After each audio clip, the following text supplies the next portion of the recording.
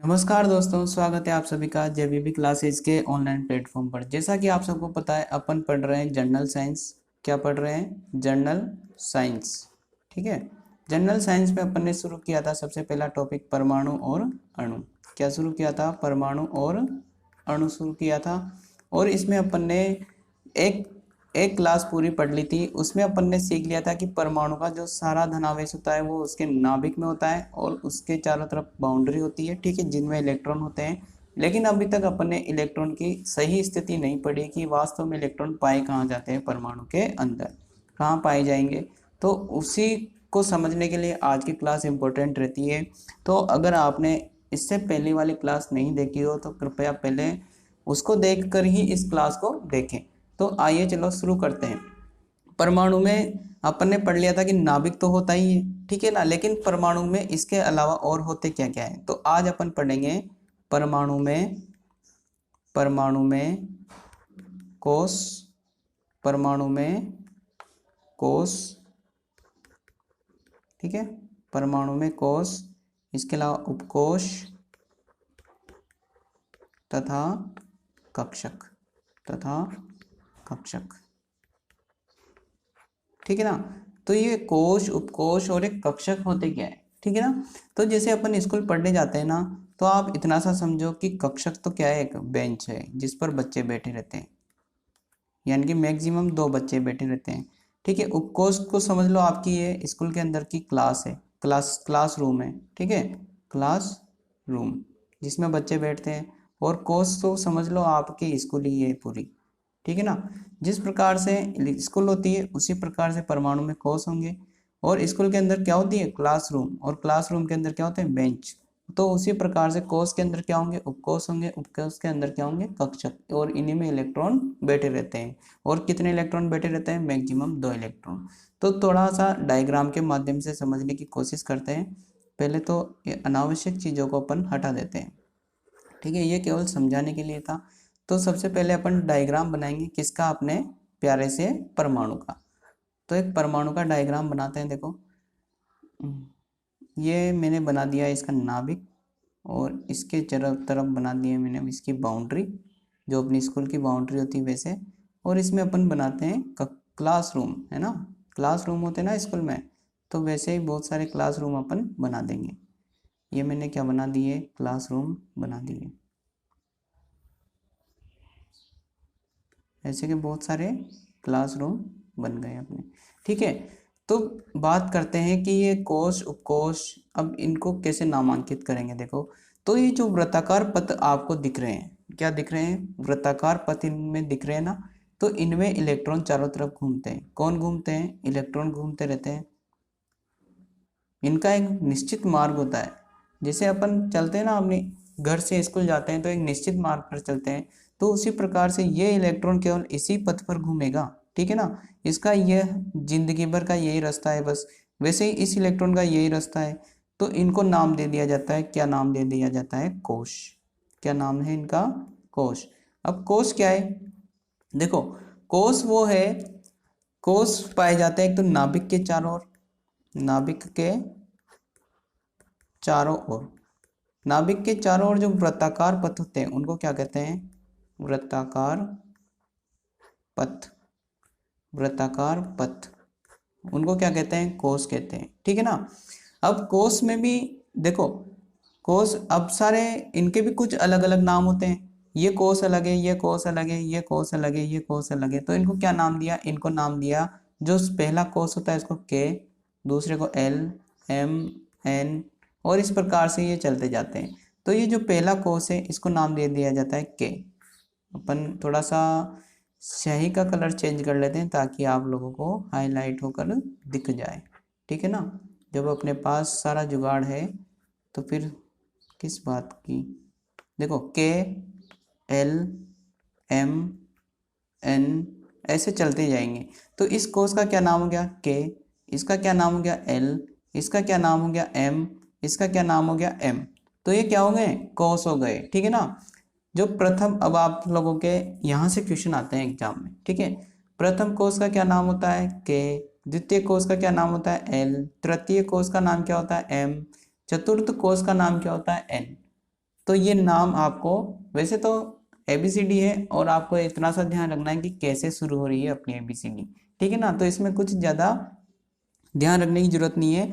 कोष क्या होते हैं, नाभिक के चारों ओर वृत्ताकार पथ होते हैं, ठीक है, और इनका नाम क्या होता है, KLMN। ये तो हो गया पहला, ये हो गया दूसरा, ये हो जाएगा तीसरा, ये हो जाएगा चौथा, और इसे बढ़ते रहेंगे तो ABCD अपन को आती है, OPQRS जो भी आगे आता रहेगा। हालांकि इतना ज़्यादा पूछा नहीं जाता, 4 तक ही सीमित होते हैं, ठीक है। पहले कोष का नाम है K, दूसरे का नाम है L, तीसरे का नाम है M, चौथे का नाम है N, ठीक है। अब यहाँ से दूसरी बात निकल के आती है अपने सामने कि जो इलेक्ट्रॉन होते हैं, अब इनमें क्या 100 इलेक्ट्रॉन भर देंगे या 200 इलेक्ट्रॉन आ जाएंगे, तो इनमें भी एक लिमिट होती है कि कौन से कोष में कितने इलेक्ट्रॉन भरे जा सकते हैं। तो इनमें इलेक्ट्रॉनों की संख्या, इलेक्ट्रॉन संख्या, प्रत्येक कोष में इलेक्ट्रॉनों की संख्या कितनी होगी, तो मैक्सिमम कितने इलेक्ट्रॉन भरे जा सकते हैं, 2n²। ये बहुत ही अच्छा क्वेश्चन होता है एग्जाम की दृष्टि से, बहुत ही इम्पोर्टेंट, ठीक है। एक कोष में इलेक्ट्रॉनों की अधिकतम संख्या कितनी होती है, 2n²। जैसे मान लो मुझे K कोष में इलेक्ट्रॉन की संख्या निकालनी है, तो K के लिए n बराबर कितना हो जाएगा, 1 हो जाएगा। n का मान कितना हो जाएगा, 1। n क्या होता है, इनकी संख्या कि ये नाभिक से कौन से नंबर पर आ रहा है, तो K कौन से नंबर पर है, पहले नंबर पर, तो K के लिए निकालते हैं, n बराबर 1 हो जाएगा K के लिए। तो इस सूत्र में मान रखेंगे, देखो n की जगह 1 रखा अपन ने और 1 का स्क्वायर लगाया, तो 2 इंटू 1 का स्क्वायर कितना होगा, 1, तो 2 1 जा 2। तो K में कितने इलेक्ट्रॉन भरे जा सकते हैं, अधिकतम 2 इलेक्ट्रॉन भरे जा सकते हैं।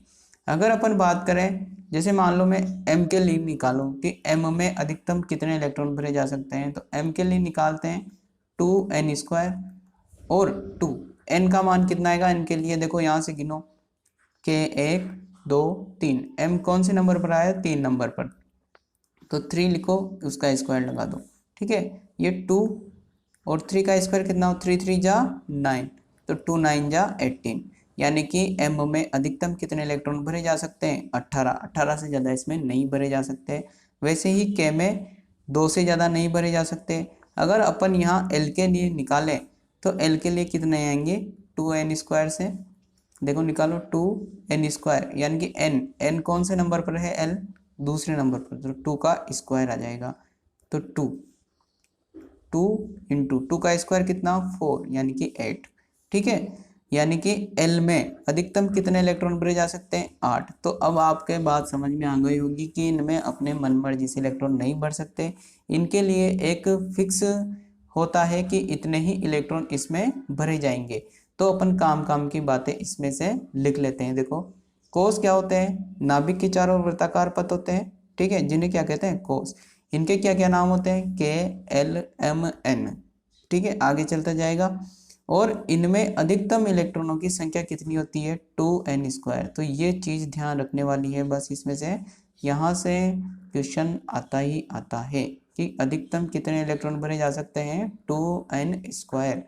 एक कोष में अधिकतम इलेक्ट्रॉनों की संख्या कितनी होती है, 2n² होती है। तो ये बात हो गई कोष की। अब अपन पढ़ते हैं उपकोष। क्या पढ़ेंगे अब, उपकोष। तो टॉपिक डालते हैं उपकोष।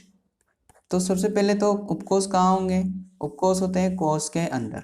कहाँ होते हैं, कोष के अंदर, कोष के अंदर, ठीक है। अब उपकोष का क्या नाम होता है, उपकोष होते हैं SPDF, ठीक है ना। इनमें से अभी तक कोई क्वेश्चन आया नहीं है राजस्थान कंपटीशन एग्जाम में, और ये बहुत ही डीपली हो जाता है SPDF, ठीक है। इस याद भी नहीं हो तो भी कोई दिक्कत नहीं है, क्योंकि यहाँ से जो अपना क्वेश्चन था केवल 2n² से बनता है कि कोष में अधिकतम इलेक्ट्रॉनों की संख्या कितनी होती है, 2n²। उपकोष से अभी तक कोई क्वेश्चन नहीं पूछा गया है। इसके बाद बात करते हैं कक्षक। क्या बात करते हैं, कक्षक। तो कक्षक कहाँ होते हैं, कक्षक होते हैं उपकोष के अंदर, ठीक है, उपकोष के अंदर। कहाँ होंगे कक्षक, उपकोष के अंदर होंगे। और एक कक्षक में अधिकतम इलेक्ट्रॉन कितने भरे जा सकते हैं, 2। कितने भरे जा सकते हैं, 2।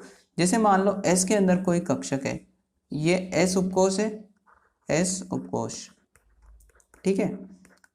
S उपकोष के अंदर मान लो कोई कक्षक है ऐसे का, ठीक है। तो इसमें अधिकतम केवल 2 इलेक्ट्रॉन भरे जा सकते हैं, 2 से ज्यादा कभी नहीं भरे जाएंगे।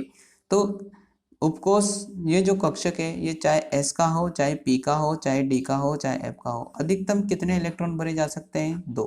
तो अपने काम की जो अपन ने पढ़ा कोष, उपकोष और कक्षक, तो इनमें बस 2 ही बातें काम की है। इसमें अधिकतम इलेक्ट्रॉनों की संख्या 2n² होती है और इसमें अधिकतम इलेक्ट्रॉनों की संख्या 2 होती है। ये कोई काम का नहीं है, बस ये 2 चीजें अगर आपको ध्यान है तो यहाँ से नंबर कटने के चांस बहुत ही कम है। ठीक है, नंबर नहीं कटेंगे क्योंकि पूछा ही यही जाएगा आपसे। ठीक है, अभी तक उपकोष का न तो नाम पूछा गया है, न इसमें इलेक्ट्रॉनों की व्यवस्था पूछी गई है, वो बहुत ही ज़्यादा डीपली हो जाता है क्वेश्चन। तो आपको केवल इतना सा ध्यान रखना है कि कोष में अधिकतम इलेक्ट्रॉनों की संख्या 2n² होती है और कक्षक में अधिकतम इलेक्ट्रॉनों की संख्या 2 होती है। ठीक है, तो समझ में आया? कोष, उपकोष और कक्षक, इलेक्ट्रॉनों को कहाँ भरा जाता है? कोष। कोष के अंदर भी कहाँ भरा जाएगा? उपकोष में। उपकोष के अंदर भी क्या होते हैं? कक्षक, जिनमें इलेक्ट्रॉन भरे जाते हैं। ठीक है, तो ये उसी तरह से हो गया जैसे स्कूल के अंदर क्लास होती है, क्लास के अंदर बेंच होती है। स्कूल के अंदर क्या होती है? कक्षा होती है, कक्षा कक्ष होते हैं। ठीक है, कक्षा कक्ष होते हैं और कक्षा कक्ष के अंदर भी क्या होती है? बेंच होती है। ठीक है, तो बेंच, बच्चे कहाँ बैठते हैं? स्कूल में थोड़ी बैठते हैं, स्कूल में भी कक्षा कक्ष में बैठते हैं, कक्षा कक्ष में भी कहाँ बैठते हैं? बेंच पर बैठते हैं। तो वैसे ही इलेक्ट्रॉन कोष में बैठते हैं, कोष में, कोष के अंदर भी कहाँ? उपकोष में, और उपकोष के अंदर भी कहाँ? कक्षक में। तो इस प्रकार से अपन इस उदाहरण के माध्यम से इसको अच्छे से समझ सकते हैं। तो ये जब इनका नामकरण किया गया तो इसके बाद विज्ञान की जगत में कुछ और हलचल मची और एक नए वैज्ञानिक अपन के सामने आते हैं, नील्स बोर। कौन आते हैं? Niels Bohr. तो नील्स बोर ने भी एक परमाणु प्रतिरूप बनाया, नील्स बोर का परमाणु मॉडल। किसका परमाणु मॉडल? नील्स बोर का परमाणु मॉडल। तो इन्होंने परमाणु मॉडल में क्या क्या बताया, देखो समझिए। पहले अपन एक अच्छा सा प्यारा सा सुंदर सा डायग्राम बनाते हैं परमाणु का। ठीक है, ये नाभिक बना लिया अपन ने, ये इसके चारों तरफ अपन क्या बना रहे हैं? ध्यान होना चाहिए, कोष बना रहे हैं। क्या बना रहे हैं? कोष बना रहे हैं।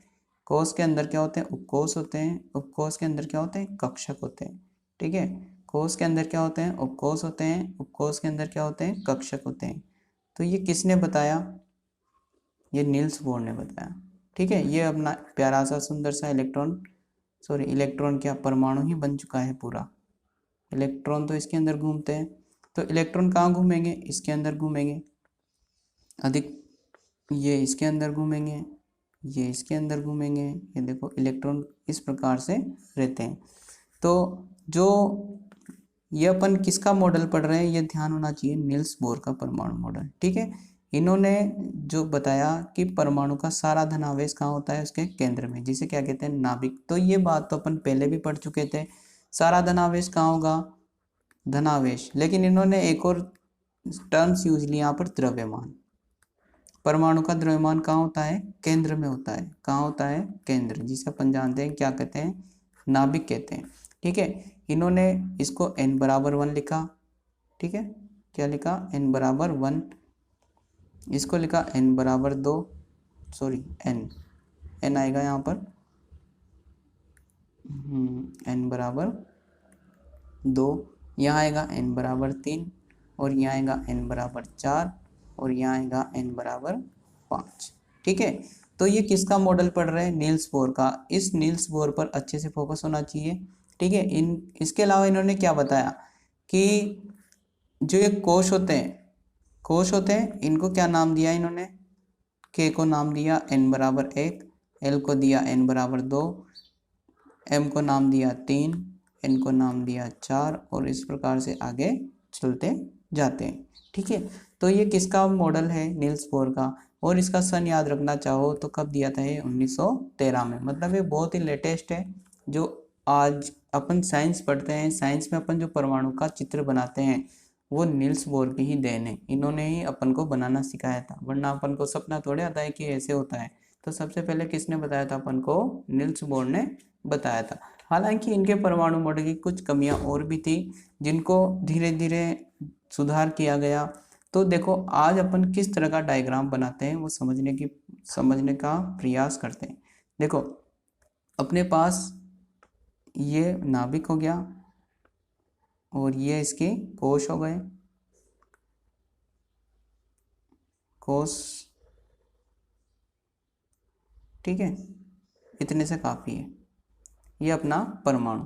अब देखो इसमें सारी चीज़ें लिखेंगे अपन ने जो अब तक पढ़ा है वो सारी चीज़ें इसमें लिखेंगे ताकि आप लोगों को परमाणु का चित्र अच्छे से याद हो जाए।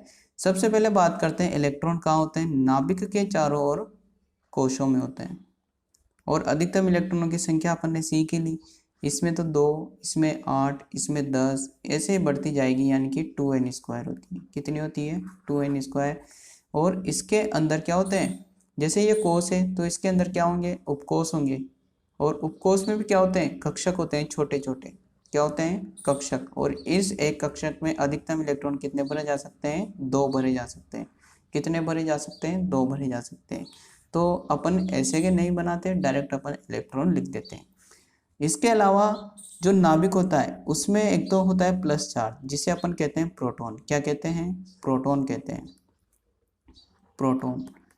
प्रोटॉन पर धनावेश होता है, अपन ने सीख रखा है।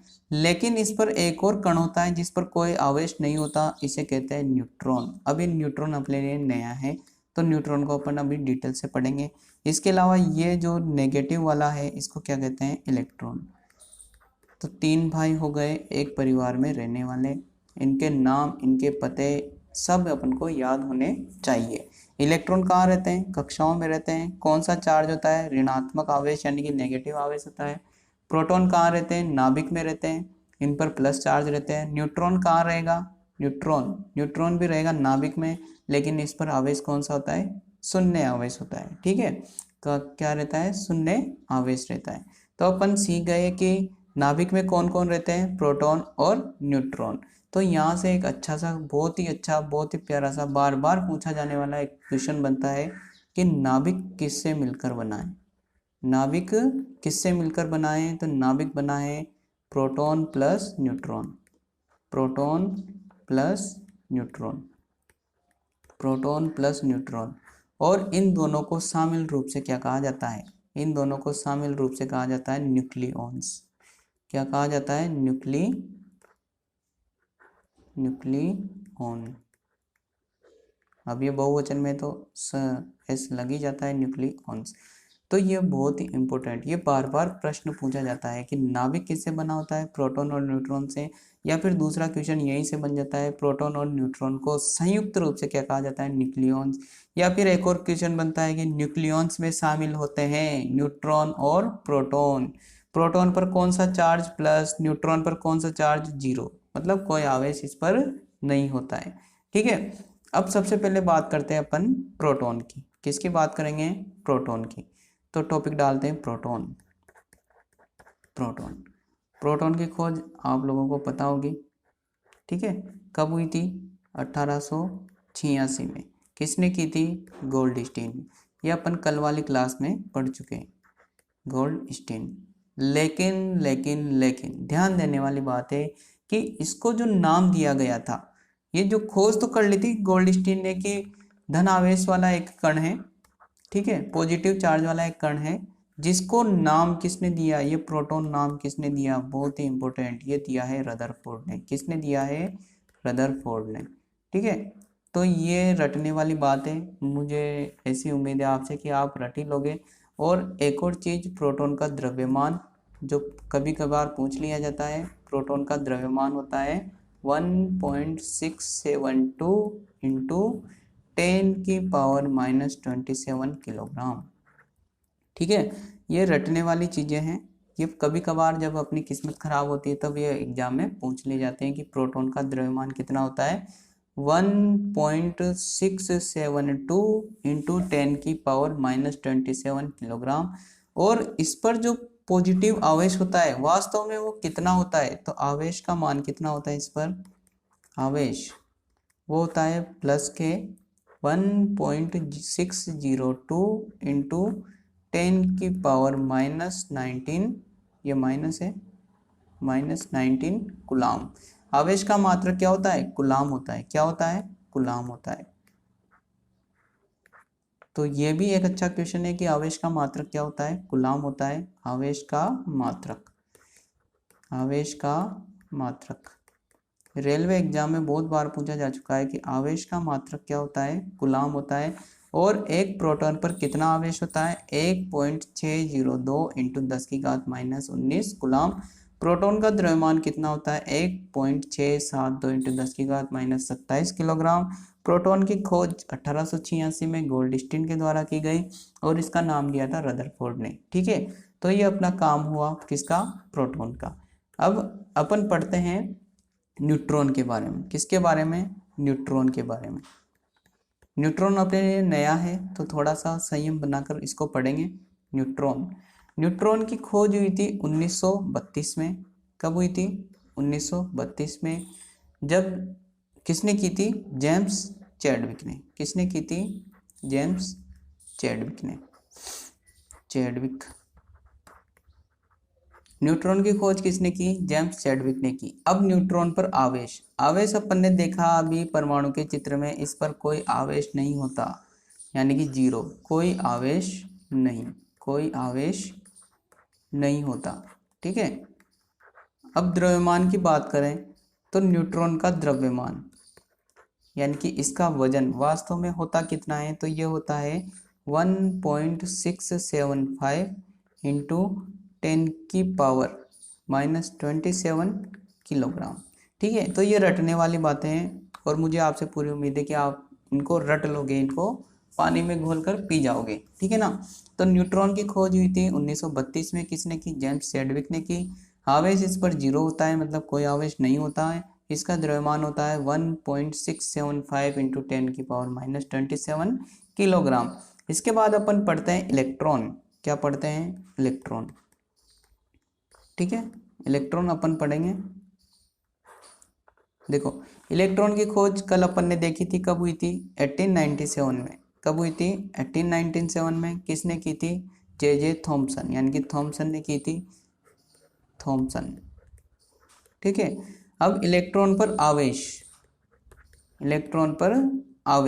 आवेश कितना होता है इस पर आवेश होता है 1.6 इंटू 10⁻⁻19 कूलाम। कितना होता है, 1.6 इंटू 10⁻⁻19 कूलाम। अब जो ये, अगर आप लोगों को कुछ एक्स्ट्रा सीखना हो तो अगर यह बताना हो कि इस पर आवेश की गणना सबसे पहले किसने की थी, तो वो की थी मिलिकन नामक वैज्ञानिक ने। किसने की थी, मिलिकन नामक वैज्ञानिक ने। हालांकि ये पूछा नहीं जाएगा, लेकिन अब जब अपन को पता है तो याद करने में क्या बुराई है। ठीक है ना। तो इलेक्ट्रॉन की खोज किसने की, थॉमसन ने की। इलेक्ट्रॉन की खोज कब की, 1897 में की। इस पर आवेश कितना होता है, 1.6 इंटू 10⁻⁻19 होता है। जबकि ये जो आवेश की गणना है ये किसने की थी, मिलिकन ने की थी। ठीक है ना। अब इसके द्रव्यमान की बात करते हैं। इलेक्ट्रॉन का वजन होता कितना है, इलेक्ट्रॉन का वजन कितना होगा, तो इलेक्ट्रॉन का वजन होगा 9.1 इंटू 10⁻⁻31 किलोग्राम। देखो, ये सब रटने वाली बातें हैं। आज अपन ने जितनी भी चीज़ें पढ़ी है ना, वो सबसे इम्पोर्टेंट रहेगी। जैसे 2n², ये क्या चीज़ है, ये है कोस में इलेक्ट्रॉन, अधिकतम इलेक्ट्रॉनों की संख्या। और कौन सी संख्या, अधिकतम, यानी कि मैक्सिमम। ठीक है। इसके अलावा अपन ने पढ़ा टू क्या है, एक कक्षक में मैक्सिमम इलेक्ट्रॉनों की संख्या। ठीक है। इसके अलावा अपन ने पढ़ा इलेक्ट्रॉन के बारे में, प्रोटॉन के बारे में, न्यूट्रॉन के बारे में। प्रोटॉन के बारे में पढ़ा, न्यूट्रॉन के बारे में पढ़ा, इलेक्ट्रॉन के बारे में पढ़ा। तो ये लगभग 5 चीज़ें अपन ने पढ़ी और 5 चीज़ों में रटने का काम है। ठीक है। आज की कक्षा में कोई समझने का काम नहीं था, बस रटने का काम था। और ये डाटा आप लोगों को याद करने ही है, तो अपने नोट्स में इन डाटा को आप नोट डाउन करेंगे, इनको बार बार पढ़ेंगे और इनको अच्छे से याद करेंगे। ठीक है ना। तो आज के कक्षा में अपन इतना ही पढ़ेंगे, बाकी की कक्षा अपन कल पढ़ेंगे। ठीक है, धन्यवाद।